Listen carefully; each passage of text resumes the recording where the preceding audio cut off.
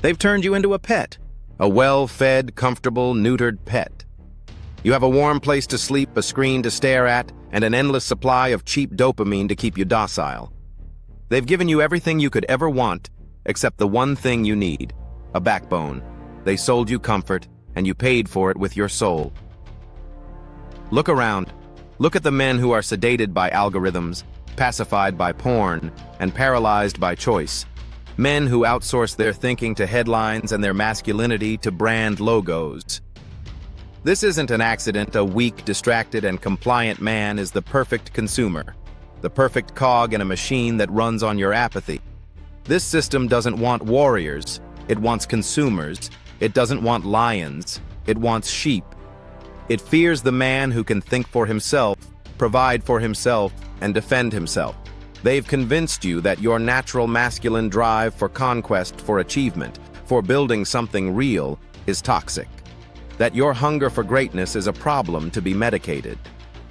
They call it a masculinity crisis. The only crisis is a generation of men who have forgotten what it means to be dangerous. Dangerous to mediocrity, dangerous to tyranny, dangerous to their own weakness. This isn't another self-help video designed to make you feel good for 10 minutes.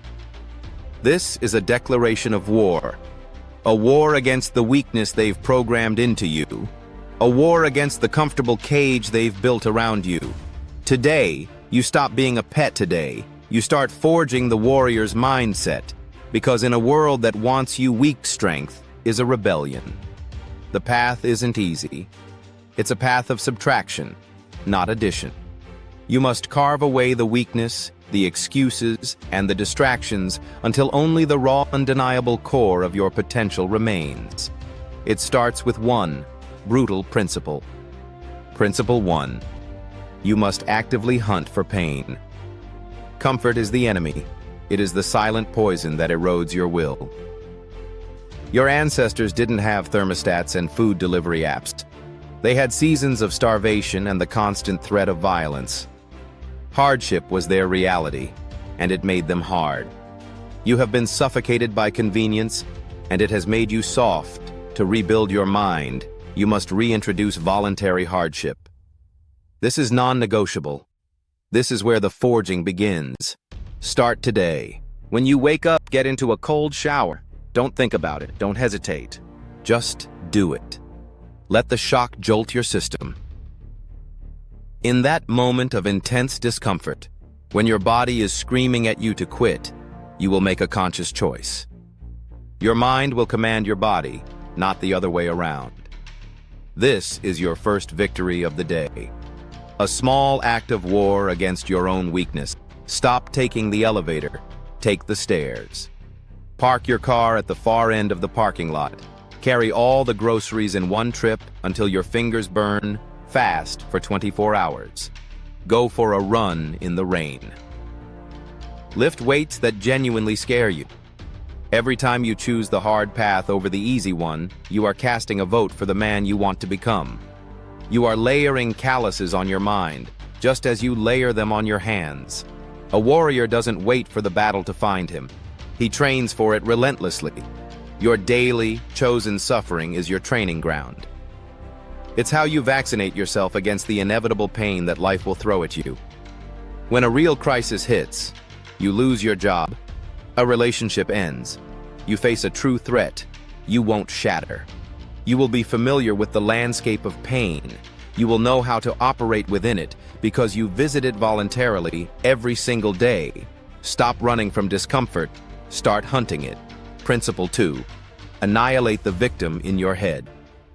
Here is the single greatest lie you've been told, that you are a victim of your circumstances, that your problems are because of the government, your parents, your genetics, your past. This is the ultimate slave mentality. It absolves you of all responsibility, and a man with no responsibility has no power. You are not the most submissive man in your bloodline. Your ancestors survived ice ages, famines, plagues, and wars. They did not have the luxury of blaming their problems on a tweet or feeling oppressed by an opinion. They took the world as it was and bent it to their will. or died trying. The victim in your head is a modern parasite, whispering excuses into your ear, feeding on your potential. You must starve it to death. From this moment forward, you take absolute radical ownership of everything in your life. Everything, your finances, your fault, your physical condition, your fault, your relationships, your fault, your loneliness, your fault, is it fair? Who cares? The universe does not reward fair. It rewards effective. Blaming is a waste of energy. It is a loser's game. The second you say, "This is my fault," you reclaim your power. If it's your fault, you can fix it. If it's someone else's fault, you are helpless. You are a passenger in your own life. This is the mindset of a king, not a serf. A king doesn't blame the rain for a poor harvest. He builds better irrigation. He doesn't blame the enemy for attacking. He builds stronger walls. He sees a problem and immediately asks, "What am I going to do about it?" Stop talking about what was done to you and start obsessing over what you are going to do. Your energy is a finite resource. Every second you spend complaining is a second you are not spending building. The warrior knows his greatest enemy is not the man across the battlefield. It's the weak, whining voice inside his own helmet. Kill that voice. Bury it and build your empire on its grave. Principle 3. Treat your body like a weapons system. Your body is not a flesh sack for hauling your brain to the next dopamine hit. It is your interface with reality. It is the armor you wear, the vessel of your will, and the physical manifestation of your discipline. A weak mind cannot exist for long in a strong body, and a strong mind cannot tolerate a weak one. They are intrinsically linked. The world treats you differently when you carry yourself with physical presence. You need a full masculinity guide, and it begins with your physical form. You must become physically formidable. This isn't about vanity, it's about capability. Can you lift a heavy object? Can you run a mile without collapsing? Can you defend yourself or your loved ones if you had to? These are not abstract questions. They are fundamental tests of manhood. Go to the gym. Pick up heavy things and put them down. The simple, brutal act of progressive overload is a metaphor for life. You put your muscles under stress. They tear, and they grow back stronger. Your mind works the same way. The iron is an honest teacher. It doesn't care about your feelings. It doesn't care about your excuses. 100 pounds is always 200 pounds. It forces you into the present moment and demands everything you have. Fuel your body with intention. Stop eating processed garbage designed in a lab to make you fat, sick, and stupid. Eat meat. Eat eggs. Eat fruit. Eat vegetables. Drink water. Cook your own food. Taking control of your diet is a revolutionary action, a society that profits from your poor health. See food as fuel for your mission, not as a source of comfort. Get sunlight. Sleep. 8 hours a night. Your phone doesn't belong in your bedroom. Your bedroom is for recovery. It is a critical part of your training regimen. A warrior who neglects his logistics, his sleep, his nutrition, loses the war. You are no different. When you look in the mirror, you should see someone you respect, someone capable, someone dangerous. That person is built through sweat, discipline, and steak, not through soy, seed oils, and scrolling. Principle 4. Have a mission that is more important than your feelings. A man without a mission is a ghost. He drifts through life, pulled by the currents of distraction and the whims of others. He is perpetually bored, anxious, and unfulfilled because he lacks a structuring purpose. Your feelings are irrelevant. Your comfort is irrelevant. Your mission is all that matters. Some call this becoming an alpha male or a top G, but at its core, it's about having an unshakable work ethic, driven by a clear goal. Find your war. It doesn't have to be starting a billion-dollar company or saving the world. It needs to be a hill that you are willing to die on, metaphorically. It could be building a business from nothing.